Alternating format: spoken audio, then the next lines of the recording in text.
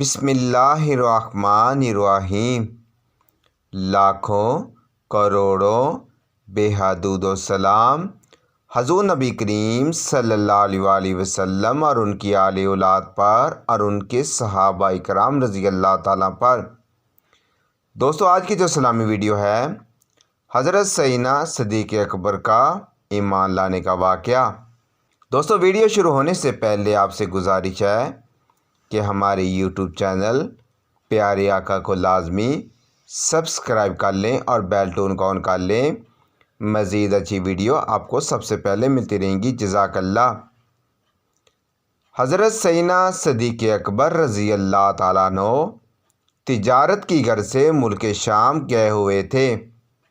آپ نے خواب میں دیکھا کہ چاند اتر کر ان کی جولی میں آ گیا ہے اور آپ نے اسے سمٹ کر اپنے سینے سے لگا لیا ہے۔ آپ اپنی اس خواب کی تعبیر کے لیے پہرا نامی راہب کے پاس گئے۔ راہب نے آپ سے نام پوچھا۔ آپ نے فرمایا ابو بکر۔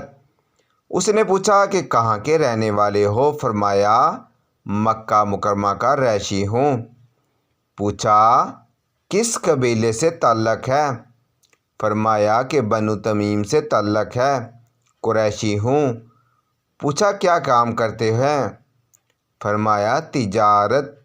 اس پر اس راہب نے کہا مکہ مکرمہ میں قبیلہ بنی ہاشم میں آخری نبی آخر الزماں حضرت محمد مصطفیٰ صلی اللہ علیہ وسلم کا ظہور ہوگا۔ اے ابو بکر، تم اس کے دین میں داخل ہوگے، ان کے وزیر بنو گے اور ان کے وصال کے بعد تم ہی ان کے پہلے خلیفہ ہوگے، لہذا تم واپس جانے میں جلدی کرو۔ حضرت سیدنا ابو بکر صدیق رضی اللہ تعالیٰ نے اپنا سامان تجارت لیا اور واپس مکہ شریف تشریف لے آئے۔ حضور نبی کریم صلی اللہ علیہ وسلم کی خدمت میں حاضر ہوئے۔ عرض کیا اے محمد صلی اللہ علیہ وسلم، آپ نے جو نبی ہونے کا دعویٰ کیا ہے اس کی دلیل کیا ہے؟ حضور نبی کریم صلی اللہ علیہ وسلم نے فرمایا کہ اے ابو بکر، کیا وہ دلیل کافی نہیں جو تم ملک شام میں دیکھ چکے ہو؟ اس پر حضرت سیدنا صدیق اکبر رضی اللہ تعالیٰ نے بلا تعامل پڑھا اشہد لا الہ الا اللہ واشہد ان محمد عبدہ و رسولہ۔ یوں حضرت سیدنا ابو بکر صدیق رضی اللہ تعالیٰ نے مردوں میں سب سے پہلے اسلام قبول کرنے کا اعزاز حاصل کیا اور آپ نے ہی سب سے پہلے حضور نبی کریم صلی اللہ علیہ وسلم کی میت میں نماز ادا فرمائی۔